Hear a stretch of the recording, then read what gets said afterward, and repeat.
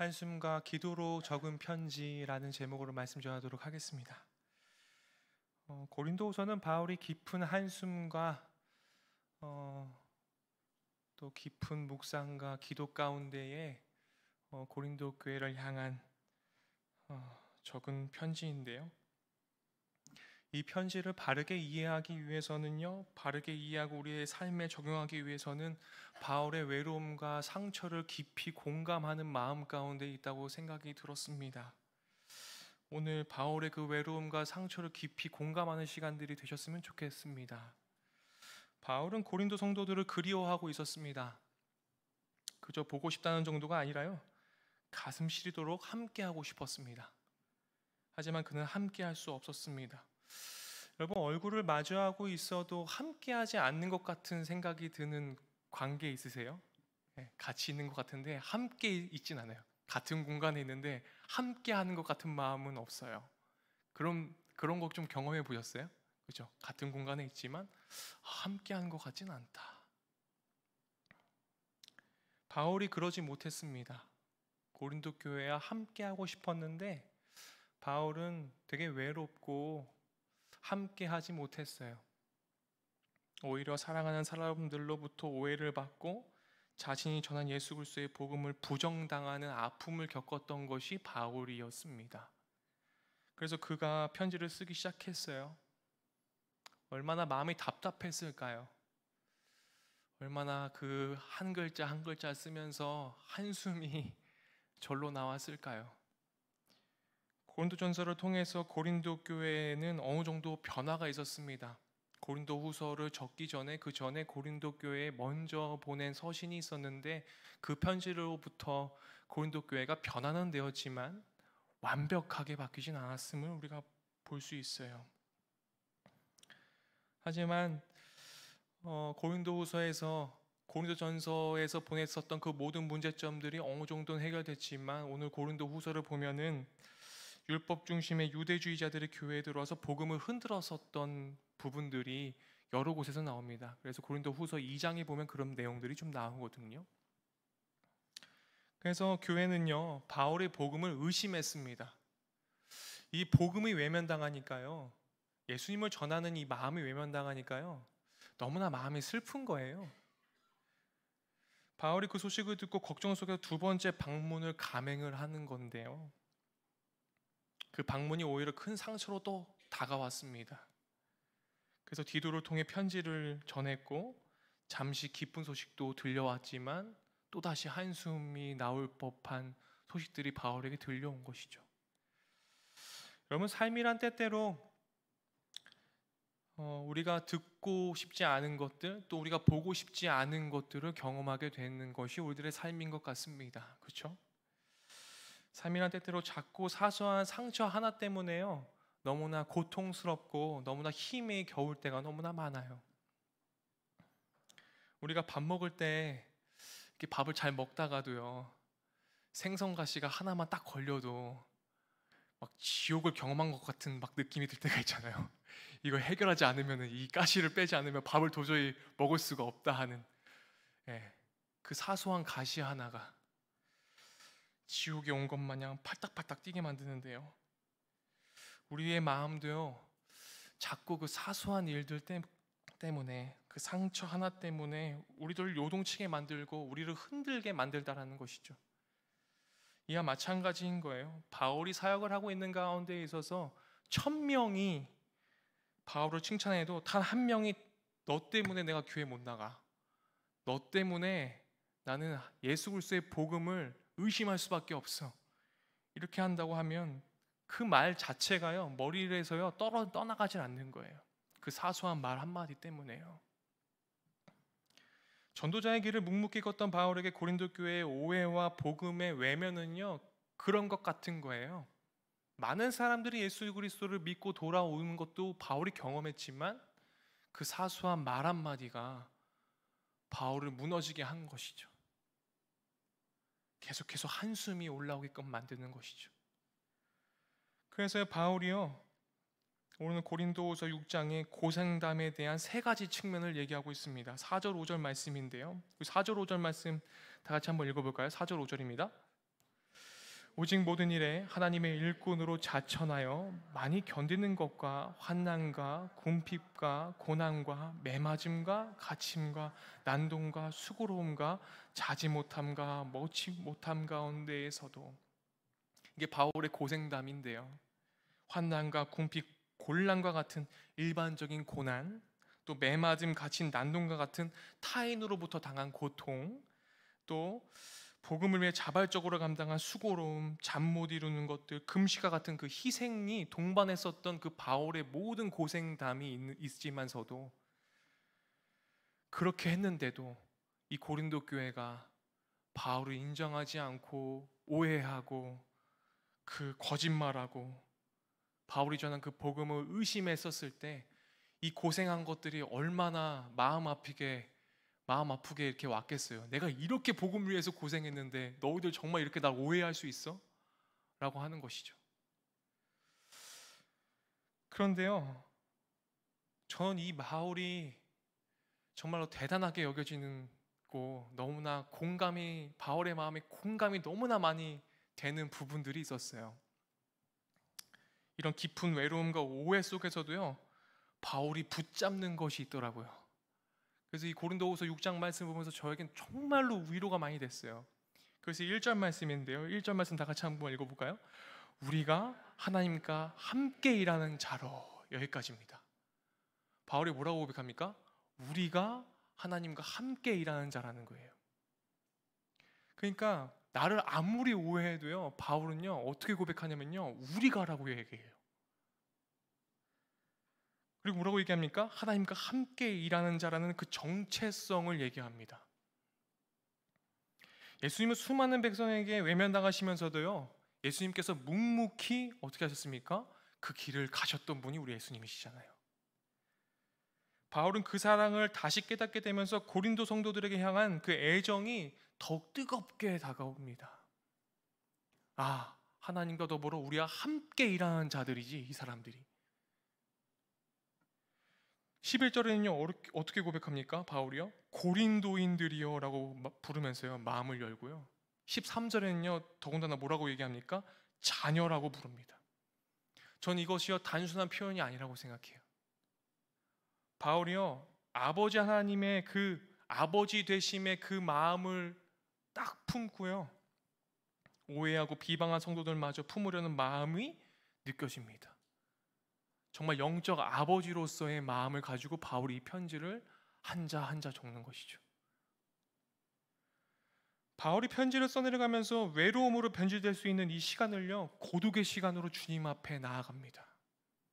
주님이 외면당하셨던 주님이 고생하셨던 그 모습을 떠올리면서요, 아, 이건 아무것도 아니지, 나와 함께 일하는 자들, 하나님의 이름으로 함께 일하는 자들이지 라는 것이죠. 그 예수님이 먼저 오해받고 외면당하시며 고통받으시는 분이셨기 때문에 내가 그 예수 그리스도로 말미암아 이들에게 나아갈 수 있었던 그 바울의 그 멋진 고백이, 그 바울의 사랑의 러브레터가 여러분 느껴지십니까? 그래서 바울은 나가 아닌 우리라는 표현을 씁니다. 우리라는 거예요. 고통 속에서도 그는 하나님과 함께 일하는 자임을 확신하면서요, 이 편지의 서두를 시작하고 있는 것이죠. 이것이 바로 은혜라고 저는 얘기하고 싶습니다. 이것이 예수 그리스도의 이름으로 말미암아 받은 은혜를 경험한 바울의 고백이라고 저는 생각해요. 은혜는요 평안할 때 장식처럼 자랑하는 것이 은혜가 아니라요, 고통 가운데에서 얘기할 수 있는 것이, 고통 가운데서 예수님을 자랑하고 고통 가운데서 내가 예수님을 사랑한다고 고백하는 것이, 이것이 은혜잖아요. 이것이 은혜잖아요. 내가 너무나 평탄할 때 자랑처럼 얘기하는 것이 은혜가 아니더라는 거예요. 고통의 현장에서 우리를 지켜주는 구원이요, 아, 내가 예수님 믿었으니까, 내가 예수님 믿으니까, 안 믿는 사람한테 야, 내가 예수님 믿으니까 우리 아들이 취직 잘하더라, 너무 평탄 가운데 자랑하는, 그것이 복음이 아니더라는 거죠. 아, 내가 예수님 믿으니까 우리 아들 대학 잘 가더라, 이게 아니더라는 것이죠. 고통 가운데에서 그 예수님의 사랑을 전하는 것이 진정한 바울의 마음이라는 것이죠. 우리가 절망 속에 있는 고통의 자리 가운데 있을 때 그때가 뭐라고 고백하고 있는 것입니까? 2절 말씀이요, 이렇게 되어 있어요. 내가 은혜 베풀 때 너에게 듣고 구원의 날에 너를 도왔도다 하셨으니, 다 같이 한번 읽어볼까요? 보라, 지금은 은혜 받을 만한 때요, 보라, 지금은 구원의 날이로다. 예, 이게 바울의 얘기라는 거예요.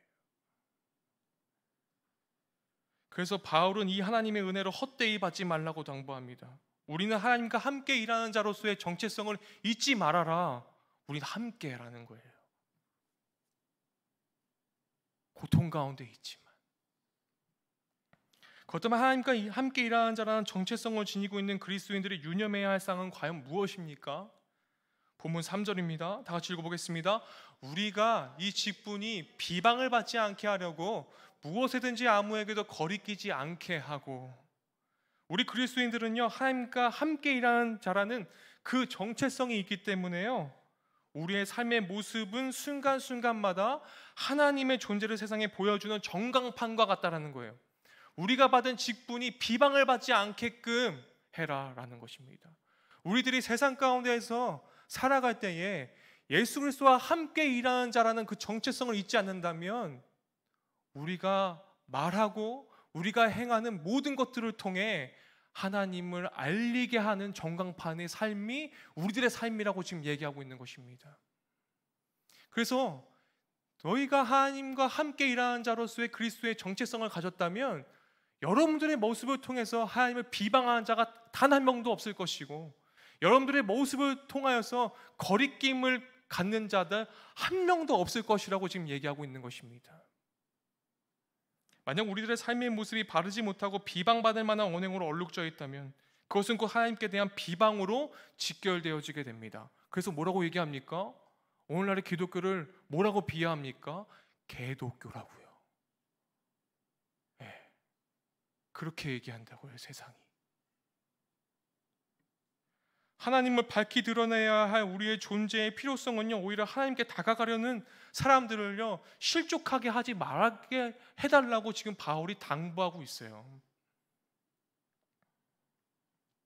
여러분, 예수 그리스도와 함께 일하는 자로서 여러분들을 통해서 하나님께로 나아가려고 하는 사람들에게 걸림돌이 되지 마십시오. 지금 이렇게 얘기하고 있더라는 것입니다. 복음의 훼손으로까지 이어지게 될 때가, 그런데 우리들의 삶 가운데 얼마나 많습니까? 그러기에 오늘 바울은 우리 그리스도인들이 스스로 절제하는 삶을 살아가야 하는 자들이어야 함을 이야기하고 있는 것입니다. 여러분, 청년들이 일터에서 적응을 못해서 일을 그만두고, 힘들어서 일을 그만두고, 요즘 젊은이들은 너무 나약해, 여러분 그렇게 말씀하지 마세요. 저한테 일터에서 상처받고 상담하는 친구들의 고백은 이런 거였습니다. 목사님, 사장님이 장로님이신데요. 목사님, 사장님이 안수 집사님이신데요. 라는 거예요. 그것 때문에 상처받아요. 제가 신방을 가게 되면 자주 보게 되는 책 한 권이 있습니다. 여러분들 가정 가운데에 집에 한 권씩 가지고 계실 분들이 있으실 것 같은데요. 스티븐 코비가 쓴 성공하는 사람들의 7가지 습관, 여러분 한 권씩 갖고 계시죠? 거기에 이런 말을 했습니다. 인격이 근본적으로 잘못되어 있으면 남에게 영향력을 발휘할 수 없다. 잘못된 인격은 불신감을 낳기에 어떤 기술도 속임수로 보일 뿐이다. 우리가 하나님의 살아계심과 일하심을 증명해야 하는 정체성을 부여받은 우리인데, 우리가 이 세상을 공감하지 못하는 우리의 인격적 결함은요, 하나님의 존재의 부재로 비춰지고 살아계신 하나님의 존재에 대한 불신감으로 이어지게끔 만들다라는 것이에요. 삶이 따르지 않는 우리가 하나님을 전하려는 우리의 노력은요, 세상 사람들에게 단지 우리 자신들의 사익 추구를 위한 속임수로 보일 뿐입니다. 그러니까요, 우리의 삶의 변화가 예수 그리스도를 통하여서 예수 그리스도의 사랑으로 말미암는 사랑으로서 우리가 바뀌지 않으면요, 우리가 전하는 복음은요, 세상 사람들에게 있어서요 다 속임수일 뿐이라는 거예요. 속임수. 그래서 바울은 하나님과 함께 일하는 자로서 그 어떤 경우에도 사람들에게 거리낌을 주며 사람들로 하여금 실족하게 하는 일을 해서는 절대 안 된다고 그 마음을 담아서 편지를 씁니다. 우리의 잘못된 언행과 인격적 결함은 하나님을 사람들의 웃음거리로 만들게 됩니다. 사랑하는 성도 여러분, 우리들의 삶 도대체 어떻습니까? 하나님께로 다가가지 못하도록 하는 걸림돌의 역할을 하고 있지 않습니까? 그런 하루하루로 우리들의 삶을 채워나가고 있지는 않습니까?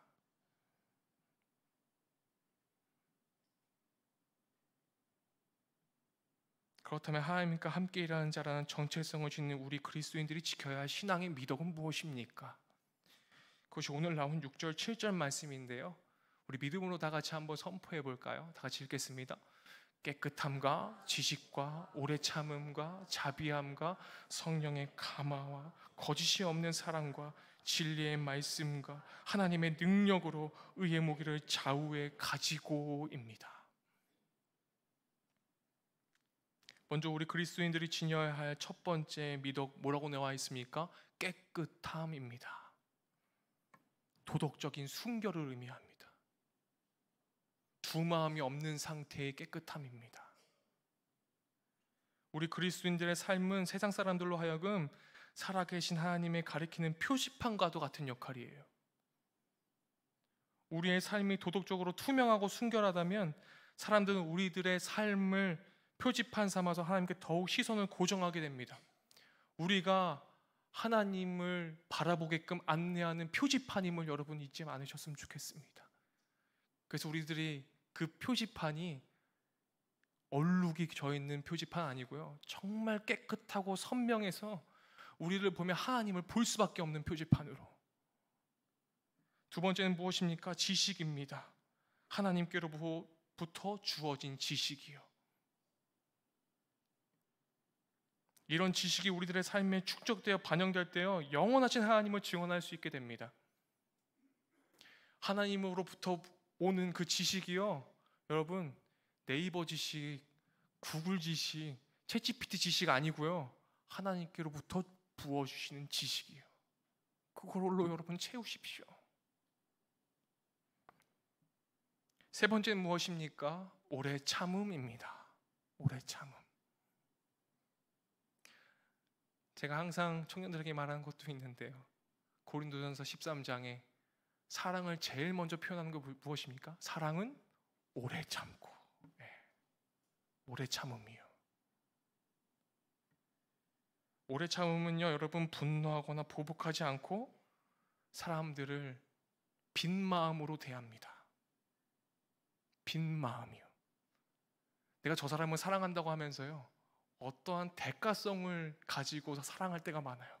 내가 이만큼 사랑했으니까 제가 나를 이만큼 사랑하겠지 하면서 사랑하는 사랑. 그거 아니고요, 빈 마음으로 주는 사랑이요.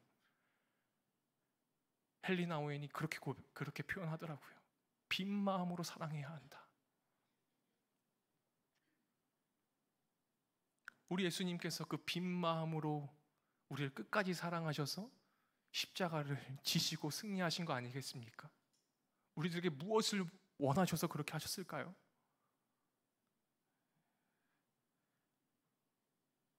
네 번째 무엇입니까? 자비함입니다. 자비함이요. 이 자비함의 성품은 정말로 하나님께서 주셔야지만 가능한 그런 성품이지요. 불쑥불쑥 분노가 올라올 때가 많잖아요. 제가 여러분들에게 정말 쉽게 고백하지만 저도 운전할 때 제가 아닌 내 속에 너무 많은 내가 막 불쑥불쑥 올라올 때가 너무 많거든요. 이씨, 뭐 그 말씀 끼고 들면 안 되는데 막.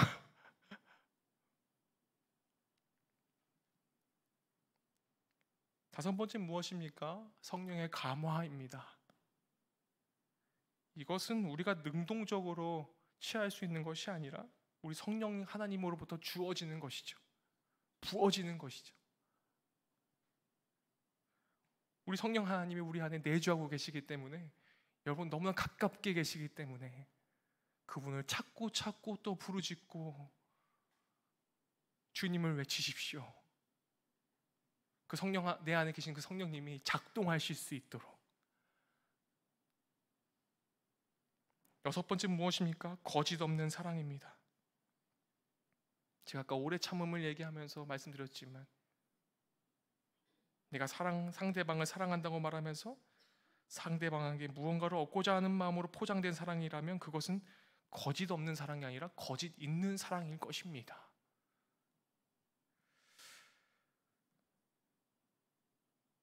일곱 번째는 무엇입니까? 진리의 말씀이고 마지막은 하나님의 능력입니다. 이것을 좌우에 가지게 됩니다. 한쪽은 진리의 말씀, 한쪽은 하나님의 능력. 우리 손 세 개 있으신 분 없죠? 이거 두 개면 족한 거예요. 여기에 다른 거를 가질 수 없는 거예요. 이걸 좌우로 가지고 있을 때 우리가 그 진리의 말씀을 움켜쥘 때마다 우리는 주님께서 가르쳐주신 그 올바른 진리의 길로 걸어갈 수 있습니다. 조금만 놓치니까요, 저도 방황하더라고요. 그 방황하는 건요, 금방이더라고요. 금방 빠지더라고요. 도랑으로요.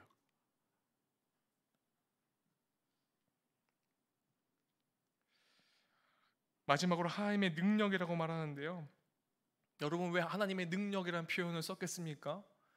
사랑하는 여러분, 우리가 하나님과 함께 일하는 자로서의 정체성을 회복하려면요, 우리는 우리의 능력으로 살아가는 것이 아니라 하나님의 능력으로 살아가는 사람이기 때문에 그렇습니다. 하나님의 능력에 절대적으로 의존하면서 살아갈 수밖에 없는 하나님 의존적인 사람이란 뜻입니다. 한번 고백해 보겠습니다. 나는 하나님 의존적인 사람입니다. 다른 것에 의존하지 않는 하나님 의존적인 사람. 그게 하나님의 능력으로 사는 사람.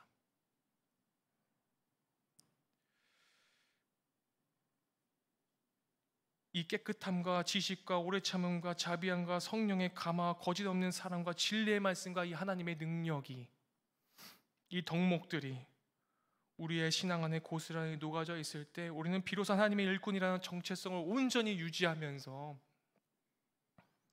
하나님의 사람들임을 입증할 수 있게 됩니다. 하나님의 일꾼으로서 그리스도인들이 지녀야 할 이 신앙의 미덕에 관한 이 바울의 이야기가, 이 바울의 편지가 여러분들에게 하나님과 함께 일하는 정체성으로 회복되어지기를 간절히 소망합니다. 오늘 읽지 않았지만 바울의 적극적인 요청이 이제 14절에 시작하는데요, 14절 말씀을 다 같이 한번 읽어볼까요? 14절입니다. 너희는 믿지 않은 자와 멍에를 매지 말라. 네, 여기까지 읽겠습니다. 너희는 믿지 않은 자와 멍에를 함께 매지 말라는 적극적인 요청이 주어져요. 의와 불법이 어찌 함께하며 빛과 어둠이 어찌 사귀며. 바울 당시 고린도의 그리스도인들은요, 우상 숭배자들이 벌이는 축제에 참여하라는 유혹을 받고 있었습니다. 그 당시 축제에는요, 우상에게 바치는 희생제사가 포함되어 있었기 때문에 축제에 참여하는 것은 곧 우상 숭배로서 하나님과 함께하는 자로서의 정체성이 훼손될 수 있는 것이었기 때문에 바울이 적극적인 요청을 하고 있는 거예요. 여러분, 그래서요, 저는요, 축제라는 말을 싫어해요. 축제가 무슨 뜻인 줄 아세요? 빌축자의 제사 제자예요. 네, 그렇죠? 비는 거예요. 그렇죠? 성경적인 올바른 언어는 뭐가 있겠습니까? 잔치. 잔치. 그래서요, 저희 교회, 제가 정말로 저희 교회 너무 감사하다는 게 뭔지 아세요? 막 이런 거 없어요. 새 생명 축제, 막 이런 용어들, 전도 축제, 막 이런 말이 우리 교회에 없어서 너무나 좋아요. 네. 우리는 어떤 말 써야 된다고요? 잔치. 그렇죠?